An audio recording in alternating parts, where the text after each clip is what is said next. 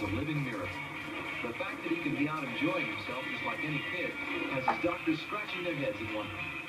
Todd lives with his mother Sharon and his sister Tabitha in Chattanooga, Tennessee. It was on this August morning that Todd's family met with disaster. Sharon was taking her 2 children to run a few errands. And what was to happen nearly shattered all of their lives. Sharon Thomas recalls. We left the house that morning and we spoke to a friend's house. I was coming up this road here. As we come around the curve, I hit a dip in the pavement, and I lost all control of the car. I grabbed my son, Todd. The car started spinning out of the corner of my eye. I seen an oncoming car. Todd and I were thrown from the car. I was thrown backwards across this front down here. Todd was pinned up under my legs. Rescue units in the area responded swiftly to the emergency call, but it was slow and difficult pulling Todd and his mother from the steep embankment where they were thrown. Todd was conscious the whole time, down at the stump, on the stump. As they were bringing him up, he was talking. He was talking up here. We didn't think he was hurt no more than a cut on the arm and the head. Medics feared worse and rushed Todd to the hospital.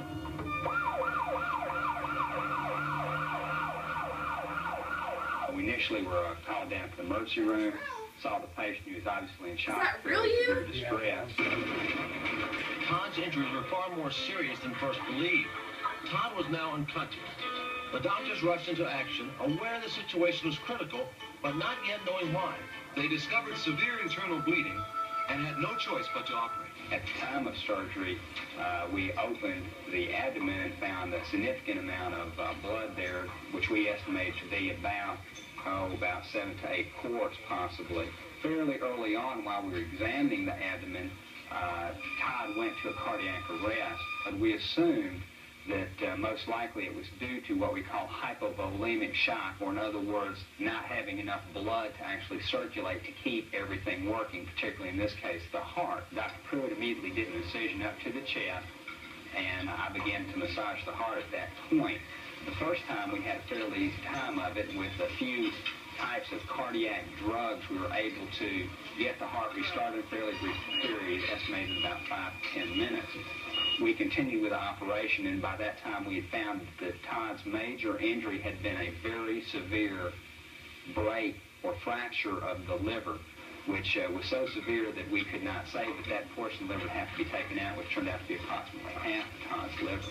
We were proceeding along the liver resection when Todd arrested for the second time. Again, we began the cardiac massage. The chest was already open, so it was relatively easy to start. We gave him more massive amounts of fluid, more blood, more cardiac drugs, and at this time it was necessary to do internal cardiac shock of the heart to get it started.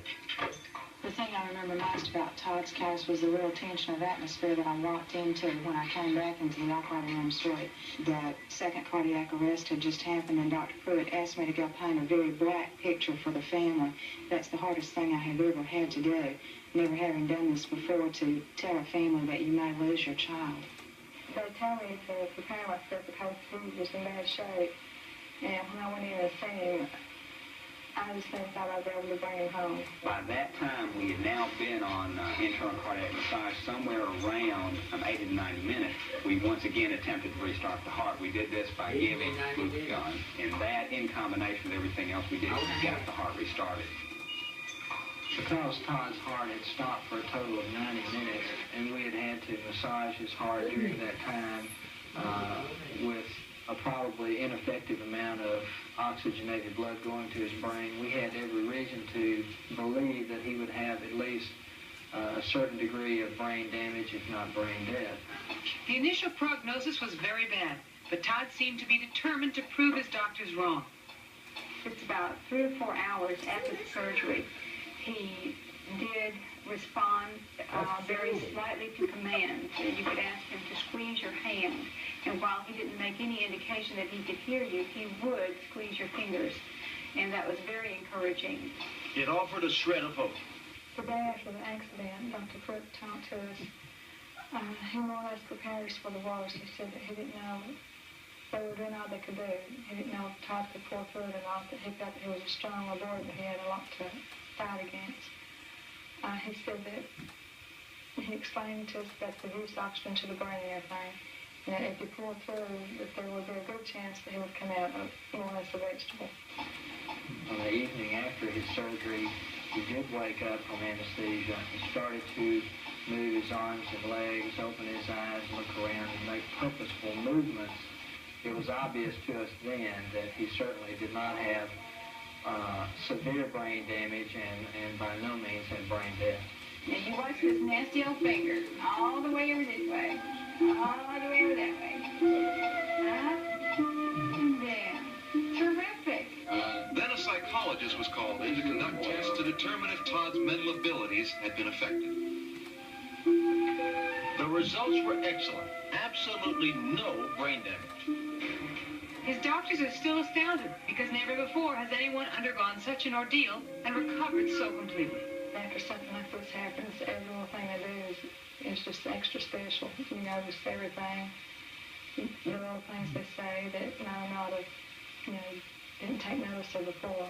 I feel extremely lucky to have him. Todd is living proof that even in the bleakest of hours, there is always room for hope.